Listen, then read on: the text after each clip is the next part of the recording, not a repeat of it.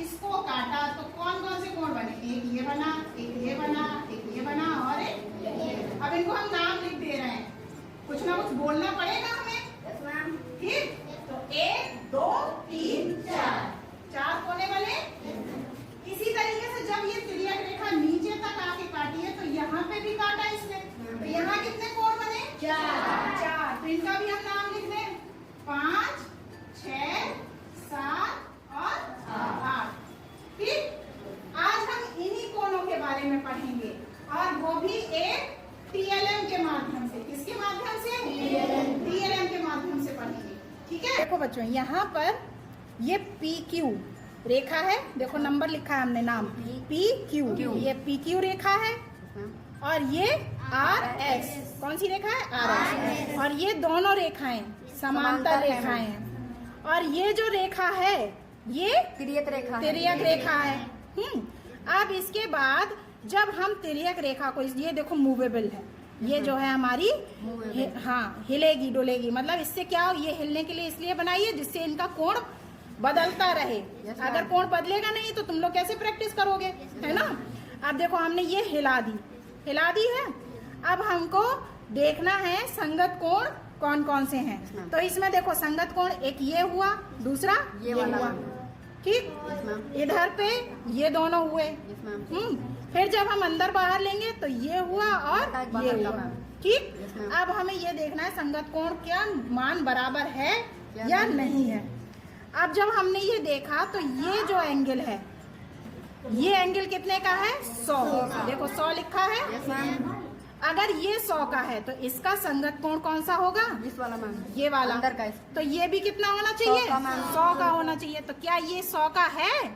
10 20 30 40, देखो 100 आया, 90 के बाद 100, तो ये भी 100 का है। इसका मतलब कि संगत कोण क्या होते हैं? बराबर होते हैं। हमेशा क्या होते हैं? बराबर होते हैं। अब इसके कोण है, ये इसका कौन सा कोण है?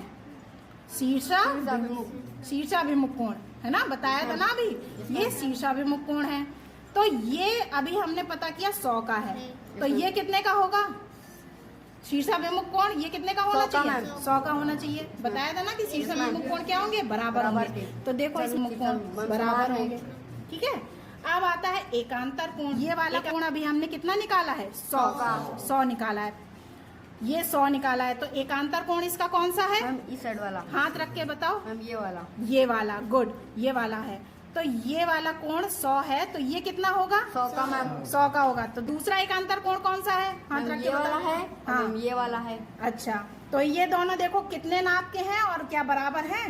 नाप देखो दोनों की कितनी है, देखो 80, ठीक है। तो ये 80 है। तो इसका एकांतर कोण कौन सा है? तुम बताओ बेटा, इसका एकांतर कोण कौन सा है? हाथ रख के बताओ। ये वाला, गुड। तो ये वाला कितने का है? 80, गुड।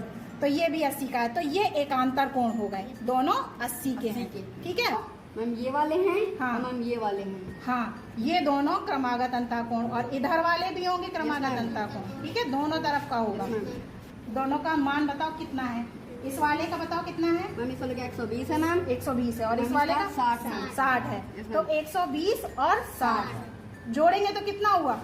180 मैम। 180 हुआ। तो क्रमागत अंतःकोणों का योग हमेशा कितना? 180 आएगा मैम। 180 आएगा, चाहे वो कहीं भी हो, ठीक है। क्रमागत अंतःकोण है वो हमेशा उनका योगफल कितना आएगा? 180। अब देखो इस तरफ का 180 आ गया, इस तरफ का भी देख लो कितना है मैम, ठीक है। इस तरफ कितनी 60 है और इस तरफ का 120 है मैम। इस तरफ का 120 है, ठीक। तो ये 120 और ये 60, तो दूसरी तरफ का क्रमागत अंतःकोण कितना होगा? 180। समझ में आया? तो क्रमागत अंतःकोणों का योगफल हमेशा 180 होता है। संगत कोण हमेशा बराबर होते हैं, एकांतर कोण हमेशा बराबर होते हैं, शीर्षाभिमुख कोण हमेशा बराबर होते हैं। तो इतनी चीजें समझ में आई?